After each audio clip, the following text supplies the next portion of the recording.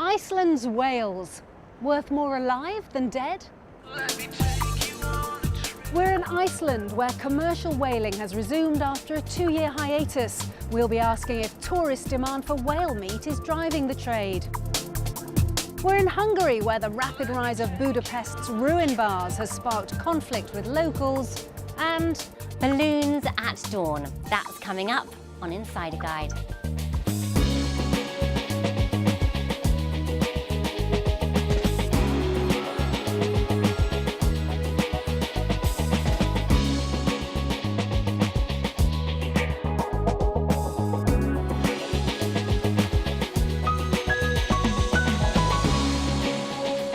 Hello and welcome to Fast Track.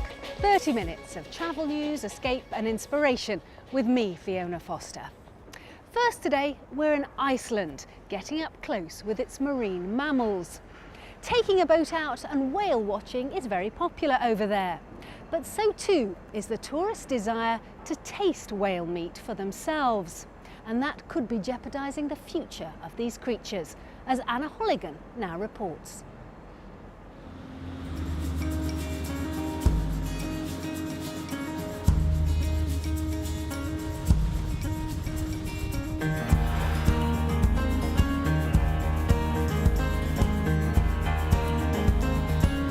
The chance to get close to these colossal sea creatures is part of what makes this island an exceptional destination. Amazing, first time seeing this kind of animals in the sea. Around 30% of tourists who come to Iceland come on these whale watching tours. The irony is, in these same Atlantic waters, whales are being captured and slaughtered for their meat. A recent Gallup poll found just 5% of Icelanders actually eat the whale meat. So the demand is being driven by the tourists.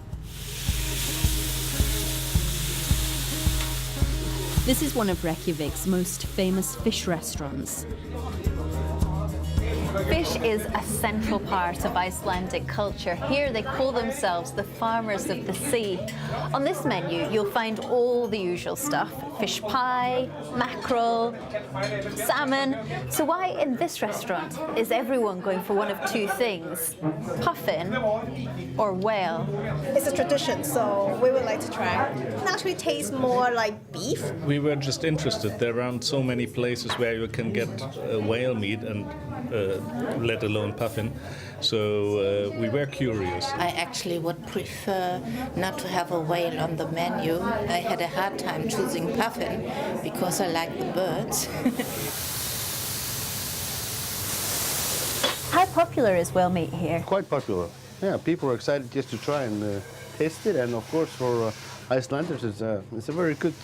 And this, in the old days, this was actually a poor man's food because it was the cheapest meat on the market. When people from outside Iceland say it's awful that the whales are still killed here, what do you, as a chef, say to them? We're not overhunting, or we're not doing anything to harm the population of the whale. You have to know our culture and know Icelanders are fishermen people. We're not white-collar people, and we're not, office people in London. We go out in the ocean and we fish and we hunt the whales.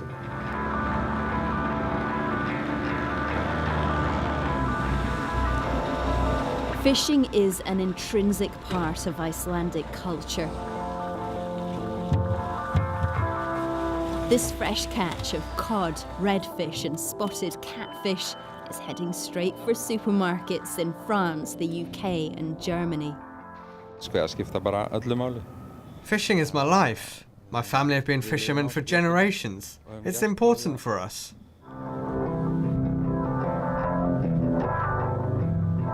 But this is complicated. More than 60% of Icelanders actually support whaling. It's partly a matter of national pride, but also economics. Fishing is the major source of GDP on this island.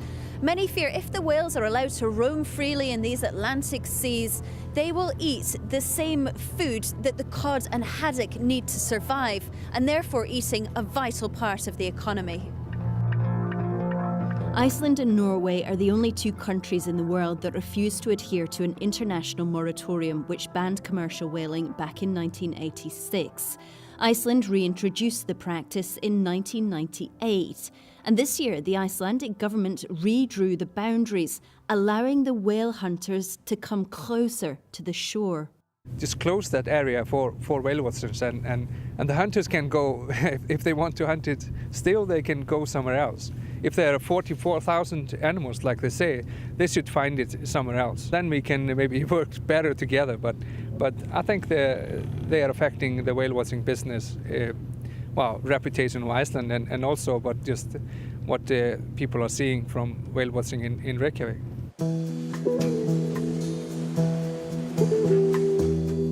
Conservationists believe that in allowing the endangered fin whales, as well as the more common minke whales, to be slaughtered for profit, Iceland is failing to uphold its international conservation obligations to protect species that are threatened with extinction.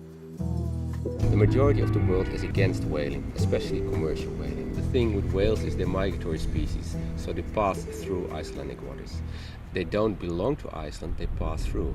And that's exactly the reason why in the Bern and in the Bond Convention, a migratory species, whale species, are protected. The creatures are captured with huge harpoons that explode in their thick flesh. Outside Iceland, the main market for whale meat remains Japan. But even in Japan, demand is dwindling as thriving middle-class diners seek more internationally palatable dishes. Only one man in the world persists in hunting the endangered fin whales, an Icelandic entrepreneur who agreed to a rare interview. Whale to me is just like any other fish, as I have said many times. And it's an income and it provides employment. If it were not sustainable, we would not participate in it. With the stock size and the quotas, you can carry on forever because, as I have often said, as far as I know, the whales don't use condoms and the females don't take the pill, so they will increase. Every year, the number of tourists who visit Iceland is more than doubling their actual population, and the economic predictors suggest those numbers will keep growing, especially if Iceland can better promote its natural assets. The Icelandic government does not oppose whaling. It believes the country can have their whales and allow the tourists to eat them. We realize that whaling is controversial, but despite the fact, we see that we are getting more and more tourists to come here. People go out whale watching and then they enjoy a meal, sometimes eating whale meat in the restaurant. We want to utilize and harvest whatever we can get from the ocean in a very sustainable manner. Tourists have power and influence here, but they are hungry for new experiences, and many simply want both an exotic dish and more of this. Anna Holligan reporting from the Atlantic Ocean off the northern coast of Iceland. And do feel free to let us know your thoughts on that story. Should tourists be prevented from sampling whale meat? Or is it all part of Icelandic culture and something that visitors should be free to experience? Do let us know at our usual address, fasttrack@bbc.com. Now let's have a look at what else has been making news for travellers across the globe this week. At least 72 people have been killed and many more injured after an upmarket shopping centre in Nairobi was stormed by Islamist militants. The mall was put under siege last Saturday, with the attacks only coming to an end earlier this week. Local travel journalist Sapna Chandaria says the mood in the city is sombre, but it is safe for travellers. Nairobi today, there's people walking on the streets. You know, it's not a ghost town, if that's what, you know, the rest of the world is sort of thinking. People are getting on with their normal day-to-day business. And it is safe to travel, ultimately, because the borders are secure, security forces are really heightening, you know, everything that they possibly can. It's very important to make sure that people feel safe, Kenyans as well as international travelers. without tourism, Kenya loses, 300,000 people in Kenya basically are employed in the tourism industry. So it would be an absolutely massive blow, yet again, if travel advisories are sent out there and if people stop coming to Kenya. Travellers from several European countries have been given the green light to return to Egypt's Red Sea resorts by their governments. Germany, the Czech Republic, Belgium and the Netherlands have all relaxed their advice on visiting the country after pleas from Egyptian tourist authorities. Tourists are still being advised not to travel to some of the country's major cities, including Cairo and Luxor. Good news for flyers after it was announced that an advisory panel is expected to recommend relaxing rules on technology use on flights. The US Federal Aviation Administration advisory will submit recommendations that could give the go-ahead for passengers to use e-readers, watch videos and listen to podcasts during takeoff and landing. However, the ban on making calls, emailing and texting is likely to continue. And it's every traveller's nightmare, losing their wallet while they're away. But travellers to Helsinki may not have much to worry about, after an experiment by US consumer magazine Reader's Digest found the Finnish capital to be one of the most honest in the world. Of the 12 wallets they intentionally mislaid, 11 were returned. In Lisbon, on the other hand, only one wallet was handed back in. That's it for now, but join us again after the break when we're in Hungary with the locals who are calling for closing time on Budapest's ruin bars. And where to catch the upcoming total solar eclipse. That's later in the programme.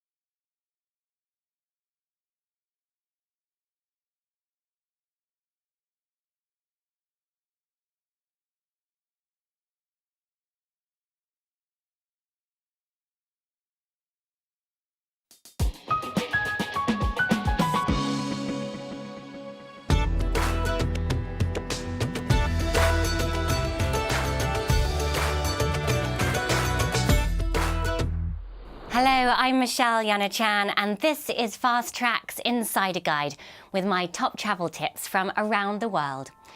From October 5th in the USA, the state of New Mexico hosts the Albuquerque International Balloon Fiesta. There are mass ascensions, flying competitions and daily dawn patrol shows. Set to music, these are choreographed inflations and launches at the hour of sunrise.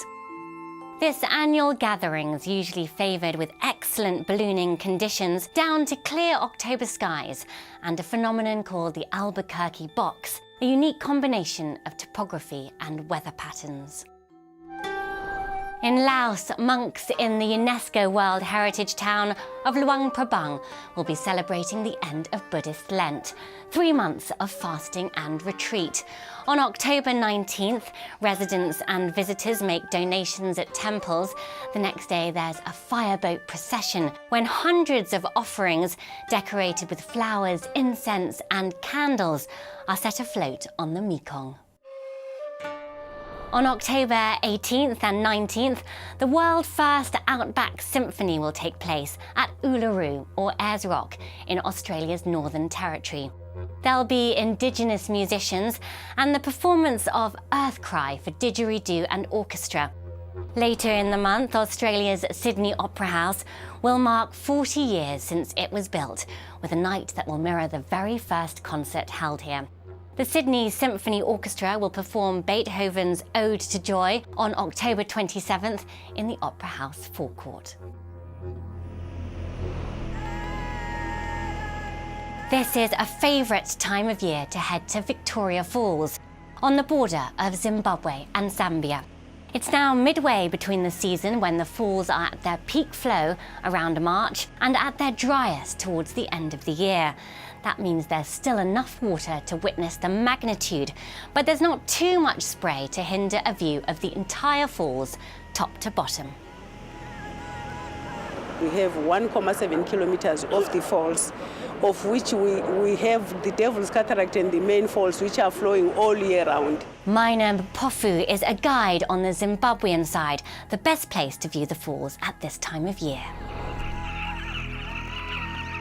Also in Zambia, thousands of carmine bee-eaters arrive to nest on the banks of the Luangwa River. These iridescent birds nest in holes in steep riverbanks, and that activity peaks around now. These migrant birds usually stay in the area until early in the new year. A new species has been discovered, whose home is the cloud forests of Ecuador and Colombia. The discovery of the olinguito was made from historical mammal collections in the US. Wildlife in this region of the northern Andes includes the mountain tapir, spectacled bear and puma, as well as hummingbirds and butterflies. Now's a good time to visit. The rainy season usually returns towards the end of the year. In Malaysia, the annual Climathon takes place October 19th and 20th, a race to the summit of Mount Kinabalu at over 4,000 metres above sea level. On the first day, the race is open to proven athletes, covering 33 kilometres on a mix of sealed road, forest trail and with rock face at the peak. The second day is open to anyone and takes competitors halfway up the mountain and then down again. Thanks for checking in with my Insider Guide this month. Until next time, happy travelling. Michelle Yanachan with some suggestions for your next trip. Now finally today we're off to Budapest to explore the nightlife and see the recent explosion in so-called ruin bars. Now these are drinking haunts that are kitted out with recycled furniture from old cinemas, old office buildings and community centres. But their sudden popularity amongst European tourists is causing conflict with local residents because of the constant noise and the usual problems that come with too much alcohol. Greg Mackenzie has been to meet one local who says enough is enough.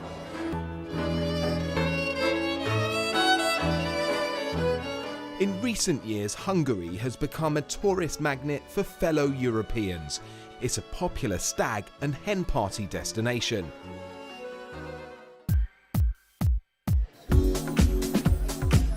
And the emergence of its ruined bars has helped spark a new wave of nightlife all year round. Some bars boast odd decorations like a gutted Soviet-era car, half a bathtub as a seat, and other strange oddities, which help give these venues their unique style. Simpler, which translates into English as simple, was the first ruin bar to establish itself here in the Hungarian capital 12 years ago. The setting, an abandoned building. Of the 4 million annual visitors to Hungary, it's estimated that half head to the 7th district, where most of the ruin bars stand. Most of these places are open-air places, and I think this is a very good thing in the summer, in the middle of the city. After a while, it became a popular tourist attraction. So I think it's because of the atmosphere. But the popularity of these bars has its drawbacks and has pitted local residents against bar owners and politicians enjoying the tourist boom. It's 10:30 p.m. on a Thursday night and the streets are becoming busy. I'm about to meet one of the residents. Hi Abel, it's Greg Mackenzie from BBC Fast Track. Hi Abel, how are you doing? How are you doing?